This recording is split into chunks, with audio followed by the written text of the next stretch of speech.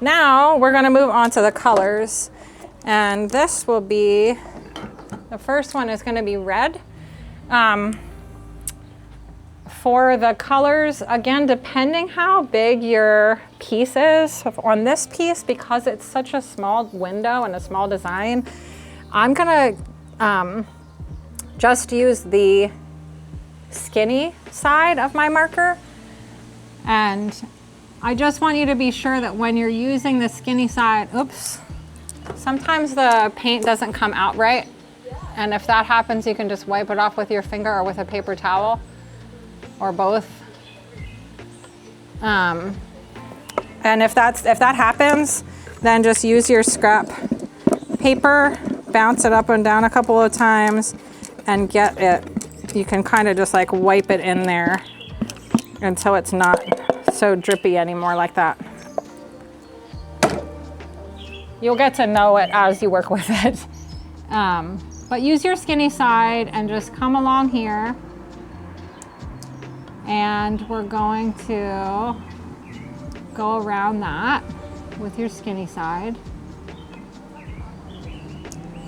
And you can sort of turn as you go. I got too fat at the corner, so I'm just gonna wipe that down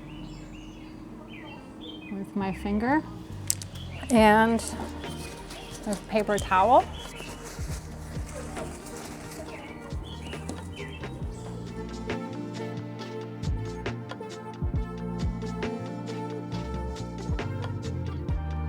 So let me show you, if you were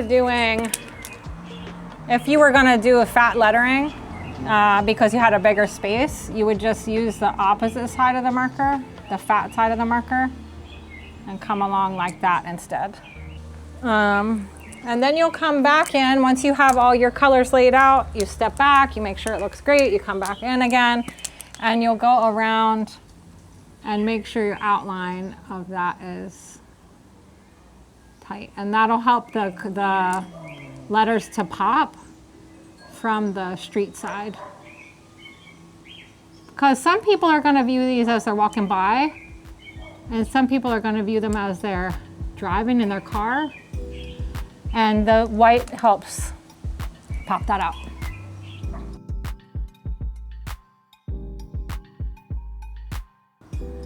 Okay.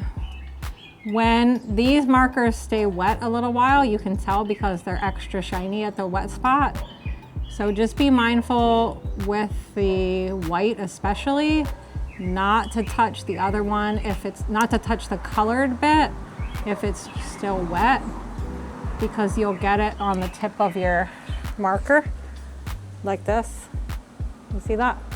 If that happens, just take a paper towel and clean it off and dry that off, and then go onto your box and get more paint onto it, and it's fine. But you don't want to do that a whole lot of times or it'll end up messing up the marker. So whether you're making skinny ones or fat ones, that's what it'll be like.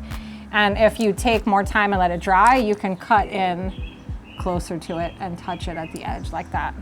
You just can't do it when it's really wet. I hope that makes sense. And then if you want to clean it up again, you can come in and say, oops, I messed up that. Oh, oops, that's not the side I wanted. You can say, oh, I didn't like that, and just clean that up there. Or I don't want this to stick out. This helps it look a little bit more professional. When the letters are kind of like a wonky font, that's fine, but you still want it to be clean. So that's how we do the lettering, and I have the letters in the design marked out so that they go in the order of the flag, but you don't have to do that if you don't want to, but they do work out that you can do them red, orange, yellow, green, blue, purple, the trans flag, and the black and brown. The design as it is that's been sent to you shows just plain, blocks of color where, this section is red, and if you want to fill it in, you're going to sort of do it how you do the letters, but just sort of come in and paint it in one stripe at a time. And get as close to the white as you can. If you come in and you see how that looks like just mostly one color.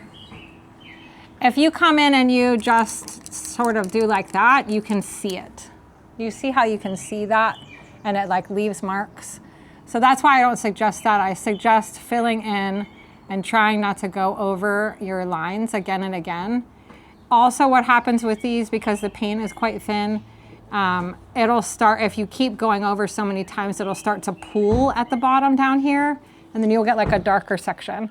So if you're gonna fill in big sections, that's what I suggest, is like use lines to come in next to each other and fill it in as you go to the sides.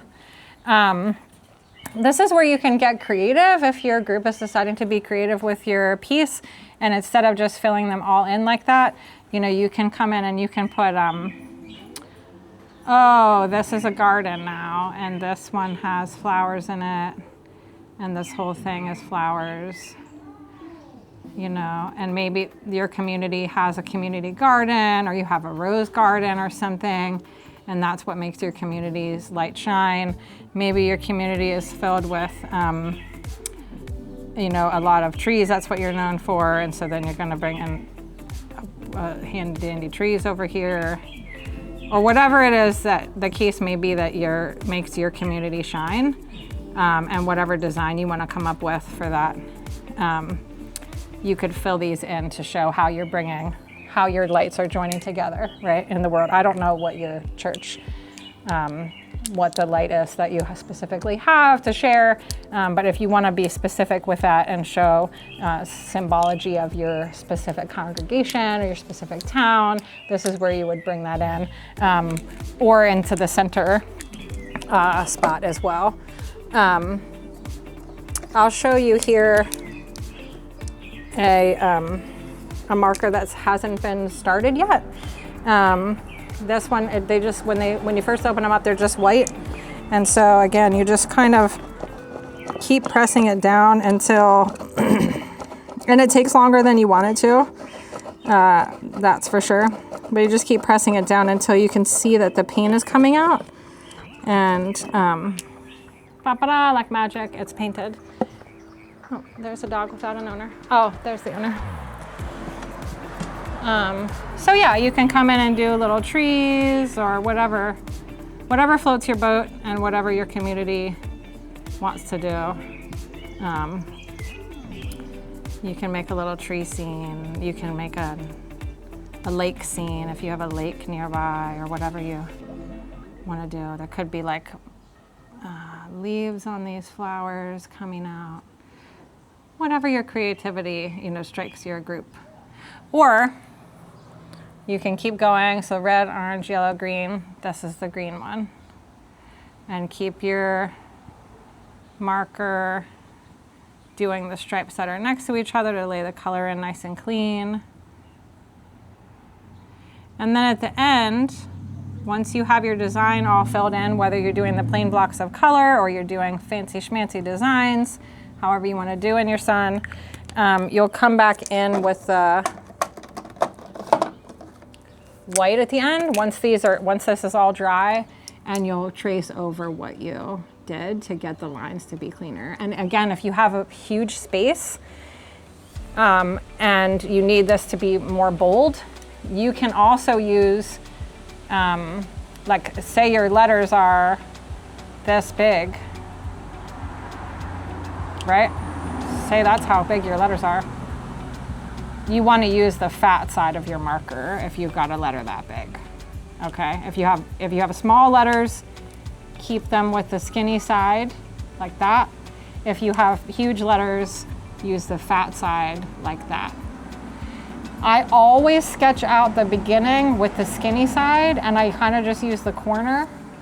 That way, if this was a mistake, you have so much to scrape off. Whereas if this is a mistake, we're just scraping off these little lines. So always do your sketch with the skinny lines.